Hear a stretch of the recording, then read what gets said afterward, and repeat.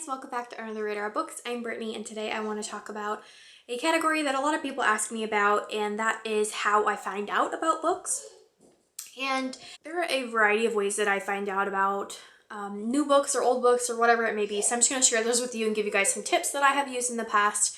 And this is something I have always done. Like, for as long as I can remember, I've loved reading, obviously, and so I always do these things, and I've always done these things, and as technology has advanced and new things have been made, I have found other ways to do so. So some of the things that I do, the first and foremost is browsing either used bookstores, new bookstores, or libraries.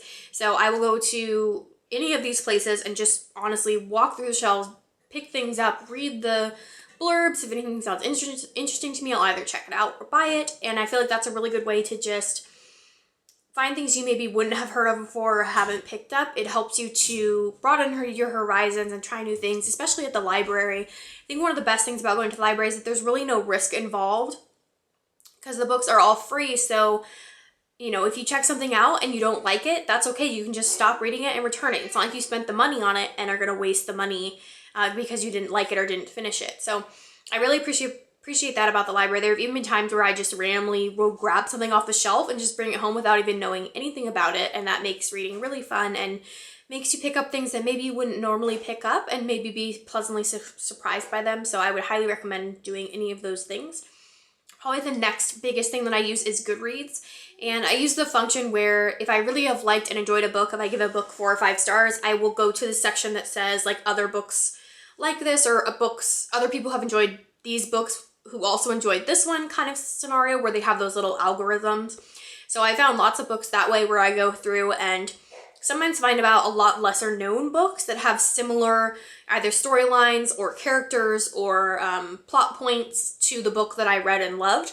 So I do that a lot as well. I also get the newsletter, the monthly newsletter from Goodreads, which tells you about new releases that are coming out. And I also always browse the giveaway section for ARCs that are, you know, new books that are coming out that sound really interesting. So those are other ways that I find out about new things. The third biggest thing that I do to find books is listen to bookish podcasts, and I do this all the time when I'm in the car, when I'm cleaning, when I'm getting ready in the morning. I always have a podcast going. I listen to tons of them. Some of my absolute favorites are the Book Riot podcast. So I love All the Books, which is a weekly podcast that talks about new releases that are coming out, and then also one called Get Booked, which is basically personalized recommendations. So you write into the show and they basically help you, like if you can, some people have written in and said like, okay, I read A Little Life, like I feel like I can't pick up anything else, like how do I get out of this reading slump, or I want to buy a gift for my dad, like he likes this and this and this, like help me find some recommendations. So they do personalized recommendations, which is really cool. And I also love a podcast called What Should I Read Next, which is similar to Get Booked, where you do personalized recommendations. Different guests come on the show, usually people that are involved in publishing or authors or things like that. And they say 3 books that they love, 1 book that they hate, and then what they've been reading lately. And then the host of the show, Anne Bogle, chooses 3 books for them that they should read next. So that's really cool also. And then my go-to podcasts have always been, I've listened to them for years, are The Readers, as well as Adventures with Words and Books on the Nightstand. So I will link all of those podcasts down below if you guys are interested in listening to them. I absolutely love them, and I can't recommend them enough. I obviously use BookTube to find other books as well. I watch tons of BookTube videos. I think I'm subscribed to like over 300 people. So I watch lots of BookTube videos and learn about lots of books from others. And I love BookTube and the community, so I really love learning about new books and sharing them with all of you guys who enjoy books as much as I do.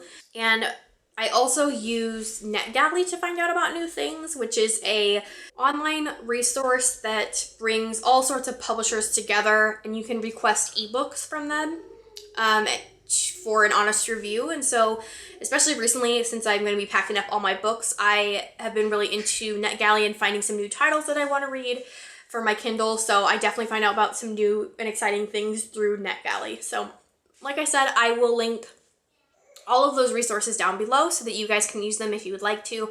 If there's anything that I missed that you guys use to find out about books, I would love to know, and I'd love to get chatting in the comments down below. So until next time, happy reading, guys.